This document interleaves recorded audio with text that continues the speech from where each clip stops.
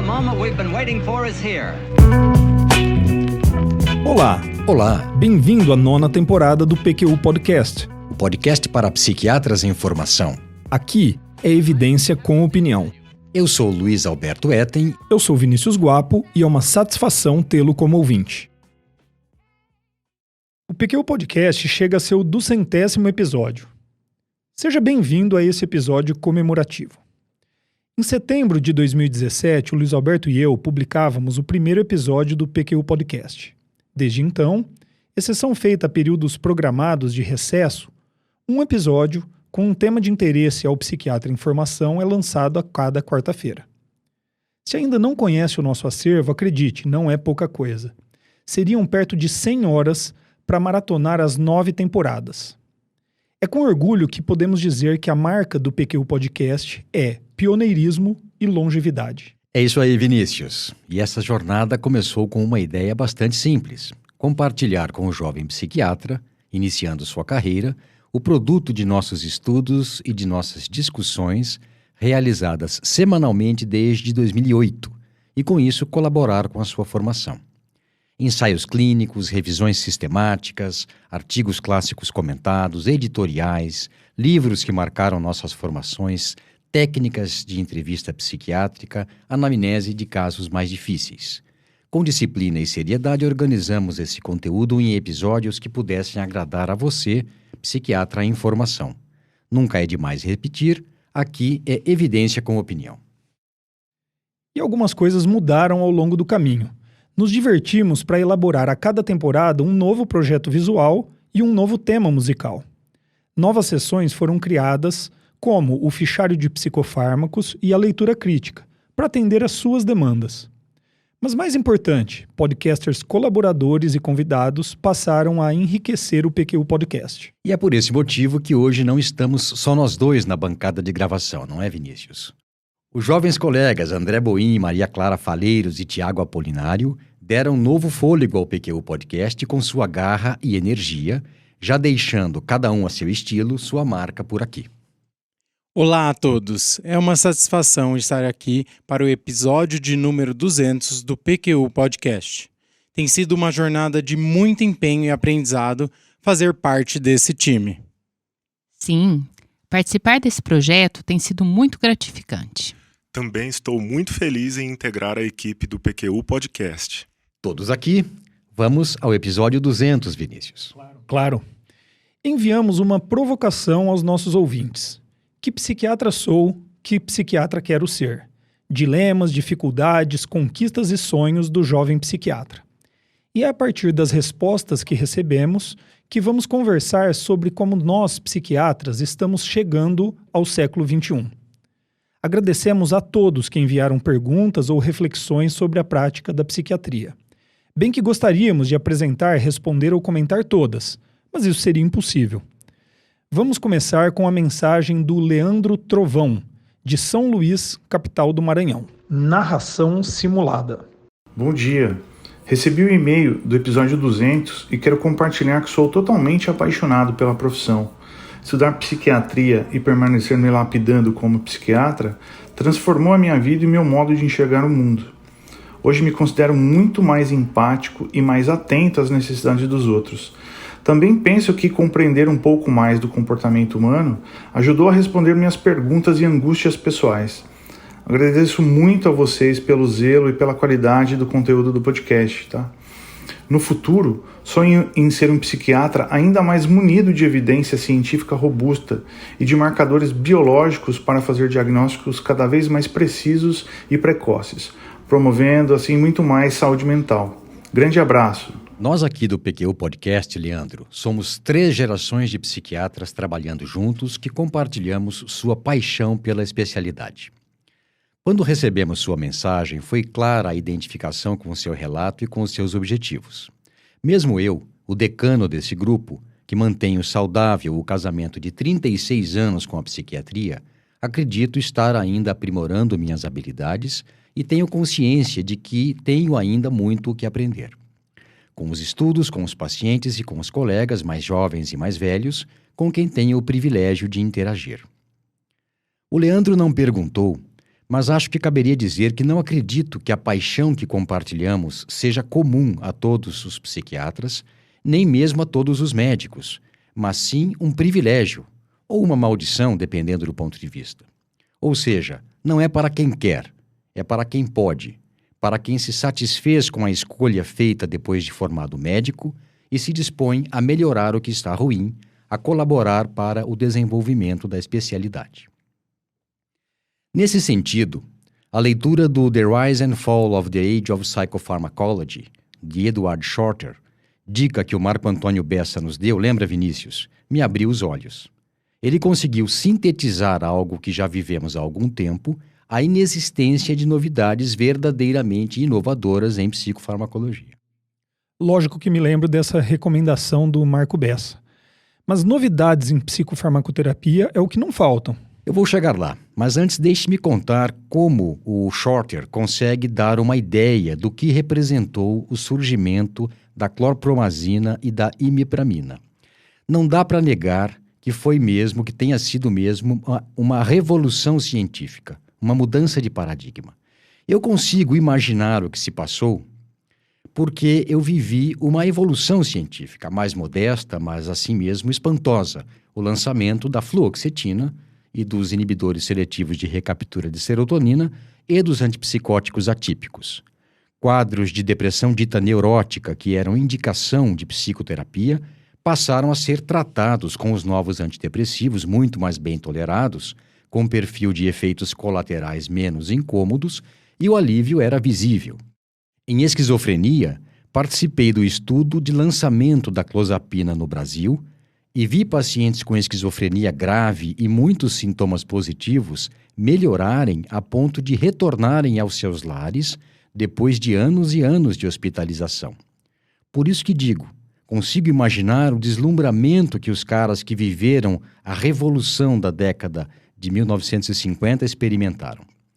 Permitam-me ler algo ou mostrar-lhes algo do que aconteceu para que vocês, aqui da bancada, e o ouvinte tenham uma vaga ideia do que houve, de acordo com quem estava lá. Esquizofrênicos e melancólicos hospitalizados, terrivelmente doentes, apresentavam com frequência melhoras surpreendentes, incluindo retorno à aparente normalidade quando receberam clorpromazina e imipramina. Contou o Donald Klein.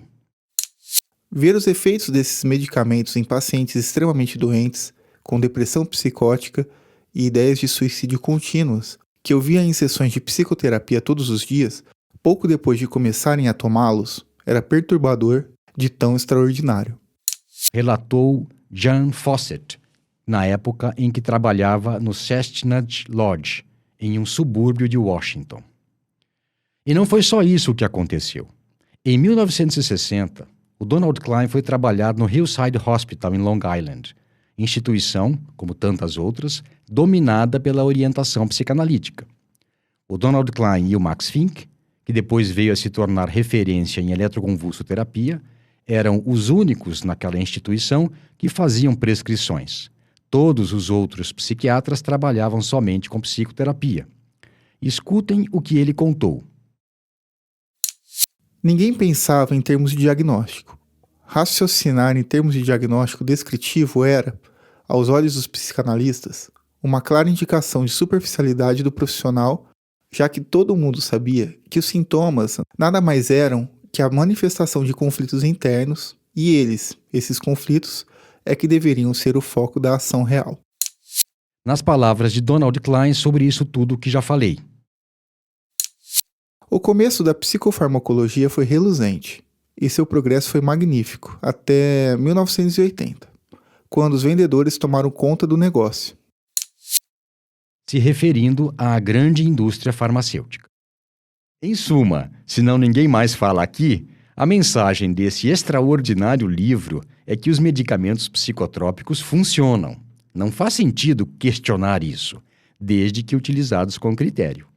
E o seu uso aumentou tanto, mas tanto, primeiro dos tranquilizantes, depois dos antidepressivos e depois ainda dos antipsicóticos, a ponto de se tornar indiscriminado. Caro Leandro, estamos passando por mais um momento crítico da história da nossa especialidade. Depois de período muito rico, entramos em uma espécie de deserto, em que novas abordagens terapêuticas são propostas, sem que se saiba direito para que quadros. Daí a necessidade de se avaliar criticamente o que tem sido trazido como inovação, quando se trata apenas de tentativas, mal disfarçadas, diga-se de passagem, da indústria farmacêutica em manter seus bons resultados financeiros. Em nossa opinião, o progresso virá, por um lado, dos avanços tecnológicos em andamento, mas também, se e apenas se, conseguirmos manter vivos nossas habilidades relacionais e o nosso conhecimento humanístico frente a nossos pacientes. Sua paixão e vontade de melhorar é muito bem-vinda para esse difícil desafio. Excelente. Começamos bem, hein? Vamos a mais uma mensagem de um ouvinte. Narração simulada. Olá, meu nome é Tiago Costa, sou de Fortaleza, Ceará e terminei a residência agora em 2022, tendo feito no Hospital de Saúde Mental de Messejana, também em Fortaleza. Gostaria que vocês falassem sobre os desafios da neuropsiquiatria no Brasil. Diferente de outras regiões do mundo, não temos uma subespecialidade formal na área e nossa formação não é robusta em neuroimagem, eletroencefalograma, etc. Pergunta curta, mas muito complexa do meu xará, Tiago Costa, sobre a formação do psiquiatra. Ele oferece uma possível solução, mas também faz a gente refletir sobre os limites e fronteiras de nossa especialidade. Exatamente. Realmente acreditamos que a formação do psiquiatra naquilo que o Tiago Costa chamou de neuropsiquiatria poderia ser melhor. Na verdade, Tiago, eu diria que a formação do psiquiatra na interface com outras especialidades é muito difícil de ser implementada e nunca será completamente satisfatória, seja em neuropsiquiatria ou em endocrinopsiquiatria, reumatopsiquiatria, cardiopsiquiatria, se me permite a brincadeira. É por isso que o contato constante com colegas de outras especialidades sempre será essencial. Mas reconhecemos, né, Vinícius, que no caso da interface com a neurologia, a coisa é bem mais difícil e necessária. Afinal, as áreas de atuação podem se sobrepor. Perfeito, André. Na prática, e correndo o risco de simplificar demais, o sistema nervoso central, o que nos acostumamos a chamar aqui no PQU Podcast de conjunto mente-cérebro, é o órgão-alvo de ambas as especialidades. Mas acredito que as patologias-alvo, assim como o modo de abordagem de um neurologista e de um psiquiatra, estejam razoavelmente bem delimitadas. Mas o que o Tiago Costa aponta é a dificuldade em treinar psiquiatras em habilidades que historicamente foram desenvolvidas e dominadas por neurologistas. Tentamos encarar essa situação da seguinte maneira: reconhecemos a expertise de neurologistas no uso de neuroimagem ou EEG, ou eletroencefalograma, por exemplo, na investigação diagnóstica de transtornos psiquiátricos, mas não consideramos que sejam prerrogativas do neurologista. Contamos com a ajuda dos neurologistas mais bem preparados para o treinamento dos psiquiatras, mas consideramos legítimo e necessário o bom uso dessas técnicas em nossa especialidade. Preciso, Tiago. E aí vem outra coisa. A criação e o incentivo de uma subespecialidade em neuropsiquiatria, a nosso ver, não resolveria o problema da necessidade de um amplo treinamento de todos os psiquiatras. Nada contra um especialista em neuropsiquiatria, mas eu prefiro bons psiquiatras com conhecimento sólido na interface entre neurologia e psiquiatria. Enxergamos a neuropsiquiatria como o campo mais básico e amplo de atuação do psiquiatra, e não necessariamente como uma especialidade dentro da psiquiatria. #somos todos neuropsiquiatras. Muito boa discussão. E como o Tiago aqui disse há pouco, a questão do Tiago Costa também nos faz refletir sobre os limites e fronteiras de nossa especialidade. Nesse ponto eu digo que a psiquiatria não será substituída pela neurologia. São como, respectivamente, a assistência técnica do software e do hardware de um computador. Fatos cerebrais não são, e não acredito que serão, substituídos por fatos mentais. Como disse o Paul McHugh, no Perspectives of Psychiatry, a mente é a experiência, o cérebro a estrutura física. Eles não são idênticos. Muito bem colocado, Luiz Alberto. Quando supervisionava alunos do 5º e 6º ano no Hospital das Clínicas da Faculdade de Medicina de Ribeirão Preto, e me deparava com um bom aluno em dúvida sobre seguir para a residência em neurologia ou psiquiatria, eu perguntava para ele que se ele pudesse trabalhar na Fórmula 1, se escolheria ser mecânico ou piloto. Entenderam? Boa analogia. Também porque deixa claro que qualquer um deles, mecânico ou piloto, não terá sucesso sozinho. A Fórmula 1 é um excelente exemplo de trabalho em equipe em que todos os profissionais são experts na sua área de atuação. Isso mesmo. Ampliando essa discussão em que estamos, a Gleidciane Pinheiro Bezerra, de Porto Alegre, no Rio Grande do Sul, enviou uma mensagem. Narração simulada. Boa noite. Minha pergunta para o episódio 200 do PQ Podcast é: qual o desenho de formação em psiquiatria clínica que pode ser capaz de proporcionar um entendimento mais amplo e profundo da mente, a fim de dar um maior entendimento para as doenças mentais? A pergunta da Gleidciane é sobre um dos pontos que estão sempre na minha cabeça, que eu nunca paro de pensar. Afinal, estamos sempre em formação e buscando sempre o mais amplo e profundo entendimento do funcionamento da mente de nossos pacientes. Antes de prosseguir, alguns esclarecimentos. Estamos aqui falando da formação do psiquiatra em seu sentido mais amplo e não apenas no programa de sua graduação em medicina e residência médica. Temos certeza que existem pessoas muito mais gabaritadas para falar sobre programas de residência em psiquiatria do que nós do PQ Podcast. Agora, sobre a formação do psiquiatra como um todo, aquela que nunca acaba, temos refletido e estudado muito e podemos colaborar. Muito bom, Tiago. Começou colocando os pingos nos is. Obrigado, Luiz Alberto. Em nossa opinião, a prática é fundamental. O esforço no entendimento da mente em toda a sua complexidade antes da prática é um erro. A prática, no caso, deve ser fundamentada no atendimento supervisionado de pacientes e no treinamento e estudo de competências básicas.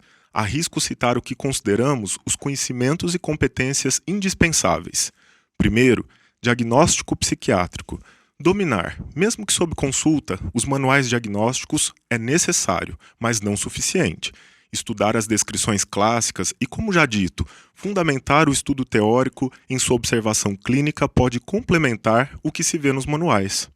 Segundo, psicofarmacologia e psicofarmacoterapia. O conhecimento dos processos mentais provavelmente implicados nos transtornos psiquiátricos, atrelado ao mecanismo de ação dos psicofármacos, assim como de seus efeitos terapêuticos e adversos, é um excelente ponto de partida. É importante saber sobre esses mecanismos, assim como suas limitações, evitar os deslumbramentos e as teorias reducionistas que tentam explicar tudo. Terceiro, técnicas de entrevista. A comunicação com o paciente é essencial, seja na coleta de dados fidedignas, como no estabelecimento de uma relação terapêutica saudável e duradoura. Quarto, relação médico-paciente. Um estudo aprofundado das forças implicadas no estabelecimento da relação médico-paciente e estratégias para moldá-las quando necessário é um conhecimento indispensável a qualquer médico, mas principalmente ao psiquiatra. Quinto, enquadramento. Oferecer ao paciente uma visão do quadro que ele apresenta pelas perspectivas da psiquiatria, sempre cuidando de distinguir o normal do patológico. E sexto, estudo. Capacidade de leitura crítica e pragmática da literatura científica. Excelente, Tiago. Jovem psiquiatra, se você perdeu algum trecho do que o Tiago acabou de dizer, aperte o botão para retornar alguns minutos no episódio e escute novamente. Agora, para além desses fundamentos, algo mais a sugerir que o psiquiatra em formação deva levar em consideração, Luiz Alberto? Olha, sim, Vinícius. Sobre essa base, se ela for sólida e ampla, pode-se construir o que quiser. Um casebre, uma grande casa térrea, um sobrado, um prédio ou até mesmo um castelo.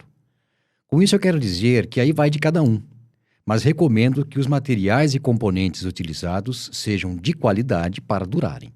Em termos práticos, diria que aos estudos de psiquiatria clínica agregam muito leituras e discussões sobre as várias teorias de funcionamento da mente, algumas das quais já serviriam de introdução a outros temas da filosofia, a epistemologia e a ética, por exemplo, bem como também sobre metodologia científica.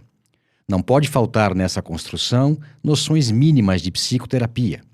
Para esse fim, na edificação desse cômodo, recomendo fortemente como um manual o livro que apresentamos no episódio 165 do PQU Podcast. Enfim, em paralelo, sugiro que se estude línguas, pois essa atividade é um exercício que abre a mente para outros mundos. Maria Clara, eu tô vendo aqui que você tá querendo dizer algo. Sim, obrigada, Vinícius. Estou gostando da discussão do Tiago e do Luiz Alberto.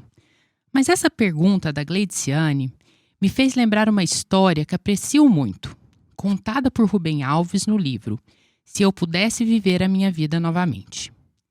Ele conta que certa vez, quando era professor, um aluno o procurou com a seguinte pergunta: como é que o senhor planejou a sua vida para que chegasse aonde chegou?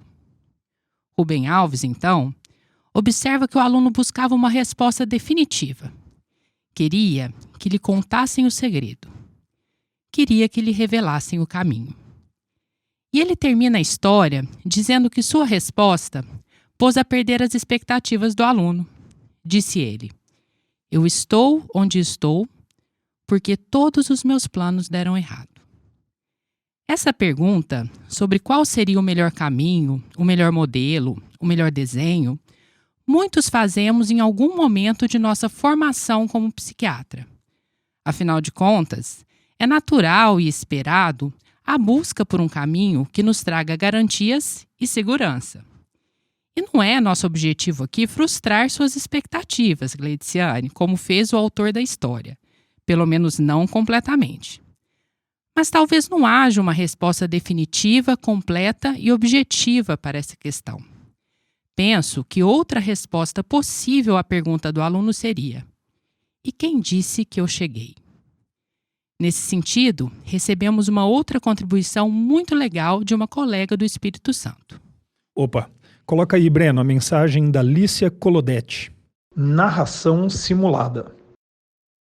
Sou psiquiatra desde 2003 e trabalho desde então preferencialmente em consultório particular, mas também com vínculo público, onde desempenho há muitos anos atividade na emergência psiquiátrica, dentre outros dispositivos da rede. Também sou preceptora da residência de psiquiatria do meu estado, Espírito Santo, e professora da disciplina de psicopatologia na recém-constituída pós-graduação de psiquiatria da EMESCAM. Apesar dos anos de experiência, nunca me considerei completamente formada, isso acho até bom. E tenho estado bastante entusiasmada com os avanços dessa nossa complexa profissão. Entusiasmada, mas também preocupada. Parece-me às vezes que as informações que hoje vêm muito facilmente chegam desvinculadas do contexto mais amplo da vida humana. Já passei por altos e baixos na relação com o trabalho, o que considero natural. Hoje quero apenas manter viva a chama que me levou a escolher essa especialidade, uma espécie de crença na beleza do ser humano. O podcast, desenvolvido para psiquiatras em formação como eu, me estimulou.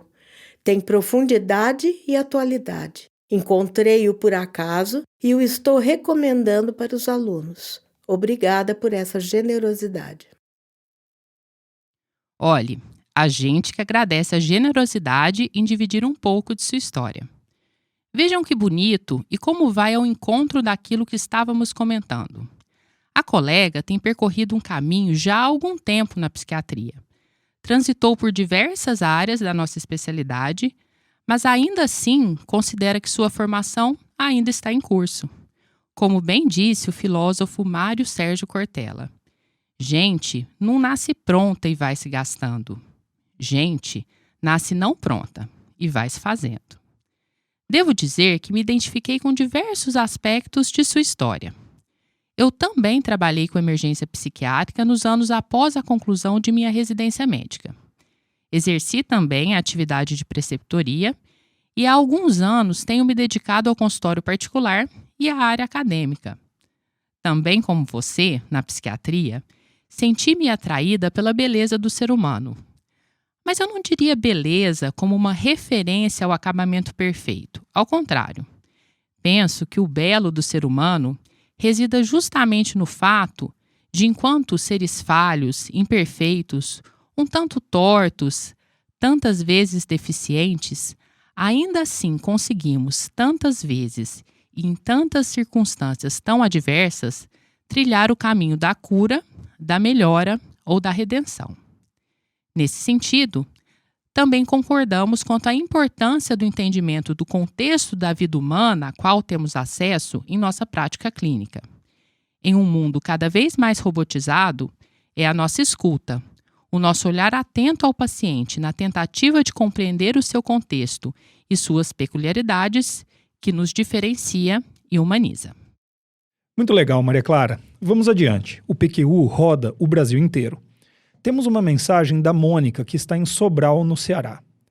Narração simulada. Olá, meu nome é Mônica e sou residente de psiquiatria de Sobral. Minha pergunta é uma inquietação e angústia sobre a formação do psiquiatra em várias residências do Brasil ser centrada no hospital e distante da comunidade, da UBS, do CAPS, da rede, indo em sentido oposto ao que foi proposto pela reforma psiquiátrica brasileira. Obrigado pela sua mensagem, Mônica. A nossa visão é a de que o psiquiatra, em sua formação, deve ter treinamento amplo nos mais variados cenários clínicos: UBS, CAPS, hospital psiquiátrico, hospital geral, emergência, hospital dia e ambulatórios especializados. Compartilhamos de sua preocupação sobre programas de residência médica que falham em oferecer treinamento adequado no atendimento de pacientes na atenção primária, mas acreditamos que isso deva ser corrigido sem abrir mão da experiência extremamente rica de aprendizado nos serviços hospitalares e ambulatoriais terciários, que recebem pacientes graves e com quadros clínicos mais complexos, que provavelmente só serão vistos nesses contextos mais especializados, a não ser que ele vá trabalhar nesses serviços após a sua formação. Dessa forma, o psiquiatra estará apto a atuar nos diversos níveis de assistência em saúde mental, desde a baixa até a alta complexidade. O programa de residência médica do HCFMRP, por exemplo, onde fizemos nossa formação, está estruturado dessa maneira. André, você que terminou a residência há menos tempo, nos diga aí, é isso mesmo? Sim, Tiago. Temos atividades de matriciamento às equipes de estratégia de saúde da família e atendimento nos núcleos de saúde da família conduzidos pelos residentes do terceiro ano, quando então ele já acumulou expressiva carga horária de treinamento em serviços de emergência, nas enfermarias de psiquiatria, assim como em ambulatórios especializados de alta complexidade. Vocês estão apontando uma característica interessante, contraintuitiva até. Em primeiro lugar, o psiquiatra em formação precisa de treinamento em serviços terciários, sob intensa supervisão, é claro, para depois seguir com maior autonomia para os serviços de atenção primária. É isso mesmo? É isso mesmo, Vinícius. Legal. Seguindo adiante, o Lucas Mendes de Oliveira, de Brasília, enviou um áudio com uma pergunta sobre entrevista psiquiátrica. Gostei. Então, meu nome é Lucas Mendes de Oliveira, eu sou psiquiatra, sou formado pelo Hospital de Clínicas de Porto Alegre e fiz graduação em Medicina pela Universidade de Brasília, onde eu moro hoje, em Brasília, e eu sou psiquiatra desde 2017 e psicoterapeuta psicanalítico desde 2017 também, que eu fiz a formação lá no Rio Grande do Sul. E aí a minha provocação é sobre a minha área de estudo, inclusive, é a questão da entrevista psiquiátrica e da avaliação psiquiátrica racializada. Porque, nós vivemos num país que tem 54%, pelo IBGE de 2019, se eu não me engano, 54% da população negra, e praticamente nada do que eu li, do que eu estudei oficialmente nos espaços de formação racializa a discussão, e hoje, na minha prática, eu tenho a convicção de que isso promove erros graves, inclusive, muito graves, de escuta. E se a gente pensar em psiquiatria transcultural, a racialização da escuta passa por escutar que aquele outro contexto é diferente do que para o qual eu fui treinado, então eu preciso me letrar sobre a escuta racializada do sofrimento, e eu gostaria de propor que fosse feito um episódio sobre isso, que fosse um episódio, não, deveriam ser vários, mas pelo menos um, e que isso fosse pensado, estudado, discutido e levado, porque vocês têm um alcance de público muito grande, E eu sou muito categórico na minha prática de perceber que, se a escuta não for racializada, as pessoas negras têm a sua avaliação comprometida. Ou ela é parcial, ou ela sofre inúmeros vieses. E aí podemos discutir isso mais, mas é essa a minha provocação e questão. E aí, se puder, agradeço por se puder ter um retorno sobre a minha sugestão. Forte abraço, se cuidem, bom final de semana e até. Lucas, assim como você, eu também me preocupo com a adequação da minha entrevista e da minha avaliação psiquiátrica ao paciente sendo entrevistado. No episódio 128 do PQU Podcast, contei uma passagem da minha carreira que tem muito a ver com isso. Logo nos primeiros meses de residência em psiquiatria aqui em Ribeirão Preto, eu percebi a frequência relativamente alta com que pacientes com ideação suicida, quadros psicóticos agudos, uso de substâncias psicoativas, trazidos à unidade de emergência, diziam terem vindo trabalhar no corte de cana aqui na região. Geralmente eram pacientes vindos do norte ou nordeste do Brasil. Eu imaginava que cortar cana não devia ser trabalho fácil, mas eu vinha descobrir que não tinha a menor ideia do que vir trabalhar no corte de cana realmente era para aquelas pessoas. Foi em uma entrevista com um paciente com ideação suicida, cujo acompanhante era seu colega de trabalho e de dormitório, que tive a disponibilidade e interesse para pedir que me contassem. E então descobri uma realidade muito mais dura do que eu podia imaginar. Esses homens jovens deixavam família, namorada, esposa, filhos, geralmente em situação de dificuldades financeiras em suas cidades de origem, para vir ganhar um dinheiro que pudesse tirá-los das dificuldades. Aqui o trabalho era incrivelmente pesado. Os alojamentos, apesar de em sua maioria seguirem os pré-requisitos mínimos de higiene e segurança, eram ainda bastante precários. A solidão, a preocupação com a família e o sentimento de culpa muito presentes, e o acesso à bebida alcoólica e drogas, particularmente o crack, muito fácil e frequente também. Depois que adoeciam, que ficavam deprimidos, às vezes psicóticos, que estavam usando substâncias psicoativas, tinham uma rede de apoio social muito frágil para garantir que tivessem tratamento adequado ou mesmo para organizar suas voltas para suas famílias. Esse conhecimento me ajudou a realizar diagnósticos mais precisos e principalmente a elaborar encaminhamentos terapêuticos mais adequados. Assim, como você sugeriu em sua mensagem, considero fundamental que a história de vida do paciente, dela fazendo parte raça e a etnia, sejam levadas em conta. Afinal, elas estão intrinsecamente relacionadas à moldagem de sua visão de mundo.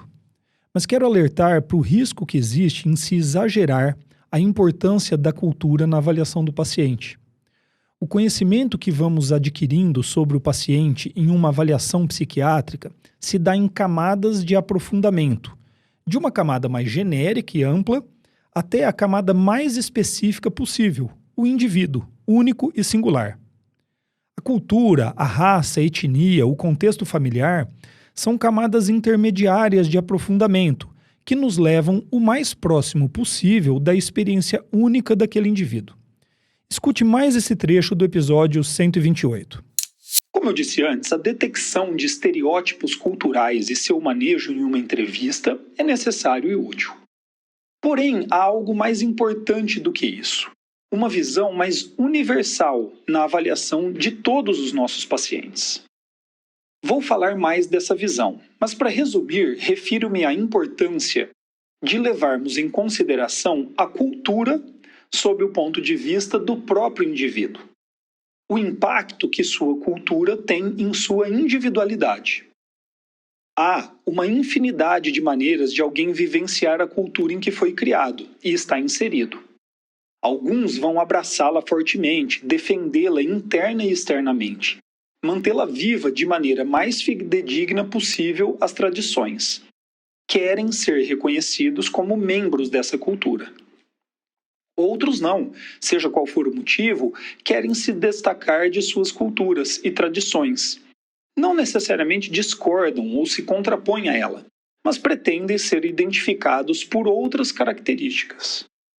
E estes são apenas dois polos opostos de um contínuo quase infinito de possibilidades. Percebido isso, precisamos de uma formulação mais ampla sobre o papel da cultura na entrevista psiquiátrica, do que uma baseada em estereótipos. De um ponto de vista bastante prático, conhecer aspectos culturais específicos de nossa população ajuda muito, mas devemos reconhecer que algumas experiências são únicas e que, para acessá-las, vamos precisar de disponibilidade, empatia e interesse clínico genuíno. Na dúvida, pergunte ao paciente qual a vivência dele e escute atentamente. André, eu gostaria que você comentasse o áudio enviado pela colega de Rondônia, a Aline Canavês. Bom dia, Aline Canavês, psiquiatra adulta, infanto-juvenil aqui de Rondônia. E o meu dilema atualmente principal, inclusive por trabalhar na parte de psiquiatria infanto-juvenil, é o tratamento multi, né? Nós temos uma dificuldade em relação, quando trabalhamos no público, a acessibilidade, vagas, e no dia a dia, na questão particular, um pouquinho difícil em relação a valores. Então, entendemos a parte de trabalhar em multi, mas eu me vejo tomada no dia a dia por essas questões, trabalhando quase que mais sozinha dentro do que eu posso. E isso, de certa forma, me angustia, me preocupa em me tornar uma médica muito mais medicamentosa e menos multidisciplinar do que eu realmente poderia ou gostaria. Esse é um dos dilemas que tenho passado. Claro, Vinícius, vamos lá. Me identifico muito com esse relato da Aline. Como o Luiz Alberto mencionou, somos 3 gerações de psiquiatras no PQU Podcast, sendo eu o mais recente egresso da residência médica.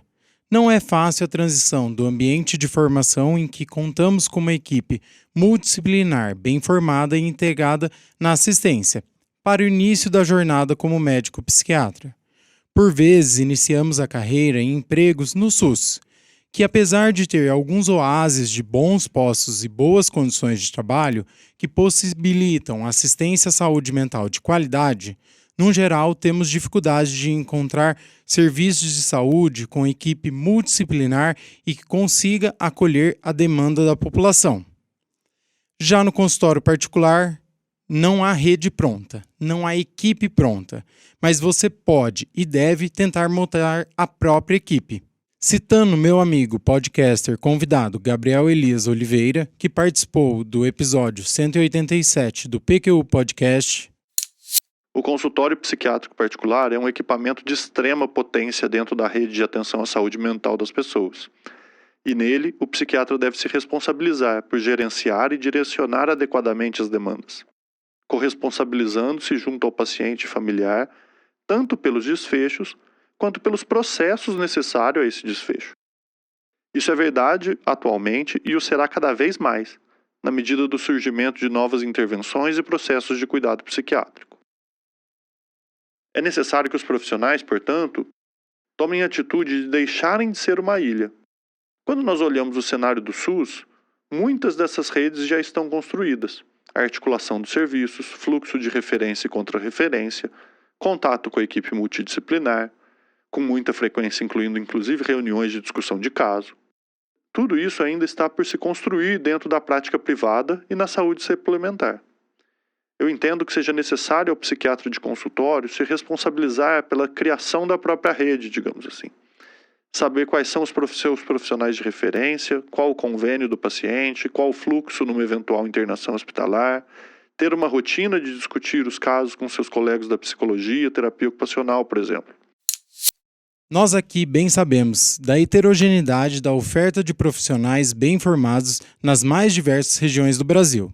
Todos nós, aqui, trabalhamos em Ribeirão Preto, interior de São Paulo, um polo de formação e de assistência médica, e temos consciência de que nossa realidade local não é, infelizmente, encontrada em todos os cantos do Brasil.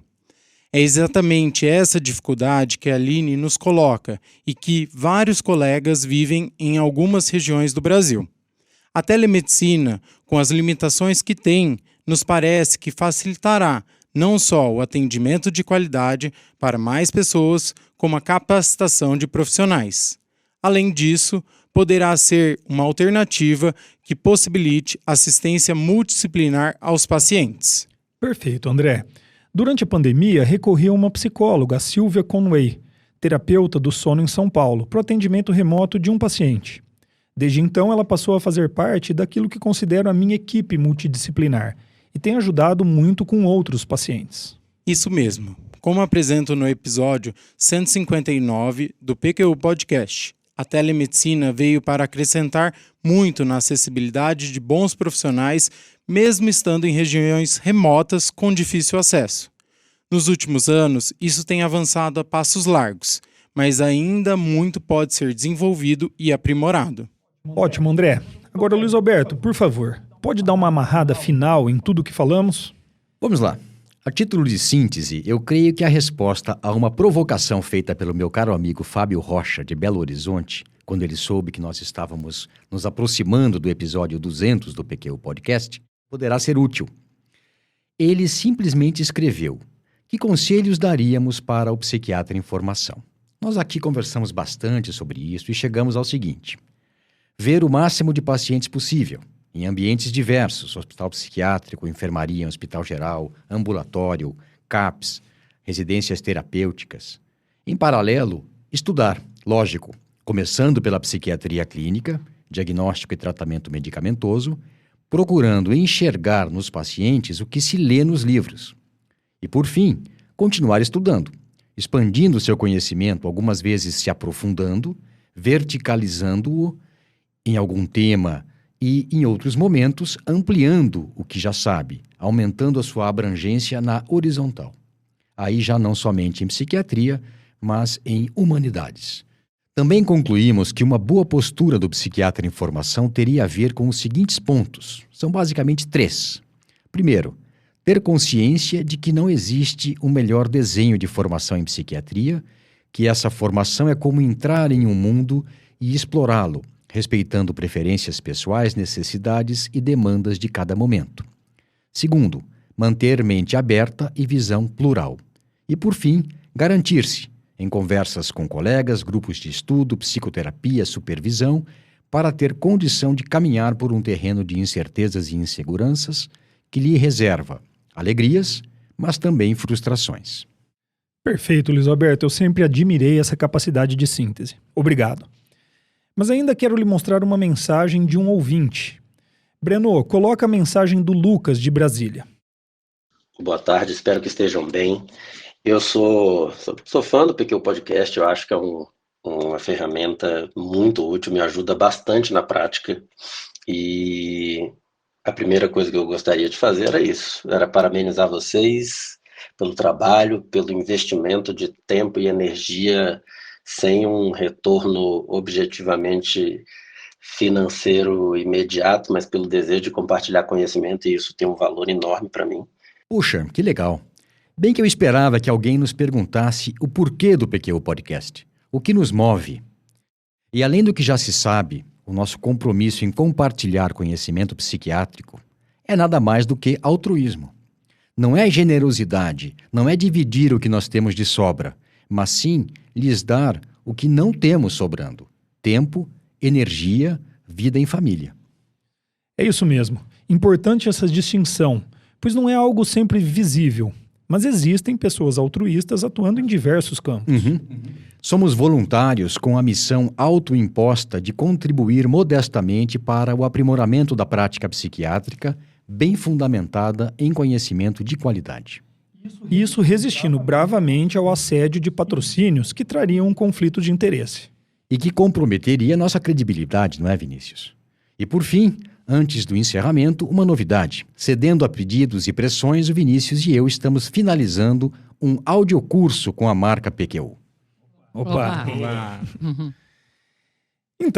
Então chegamos ao final do 200º episódio do PQU Podcast, um marco digno de celebração. O PQU Podcast coleciona reconhecimentos, um dos 10 melhores de medicina, segundo publicações especializadas, com perto de 200 mil downloads. É também apontado pelas plataformas de podcasts como um dos mais ouvidos podcasts em ciência do Brasil. Mas é claro que a sua audiência é o que mais nos importa. Obrigado. Obrigado também ao time PQU. Breno, o mago da Viradisco, que atende a todos os nossos pedidos. A equipe Predicado Comunicação, Carolina, Jefferson, Isabela, Danilo e Laura. A todos os entrevistados e podcasters convidados. Diego Cavicchioli, Fabiano Gomes, Gabriel Elias Oliveira, Jean Leonardi, Fabiana Guerrelhas, Simone Sanches, Gustavo do Canto e André Junqueira. Agora, um agradecimento especial aos podcasters colaboradores aqui conosco na bancada. André Boim, Maria Clara Faleiros e Tiago Apolinário. Muito obrigado pela dedicação ao PQU. Por fim, obrigado a você, ouvinte. Sem a sua audiência, nada disso faria sentido. Acesse a nossa página no Facebook e siga-nos no Instagram para ficar por dentro de tudo o que acontece no PQU Podcast. Confira em www.pqpodcast.com.br todos os episódios já publicados, com as respectivas referências organizados por data, autor e sessão. Agradecemos sua atenção.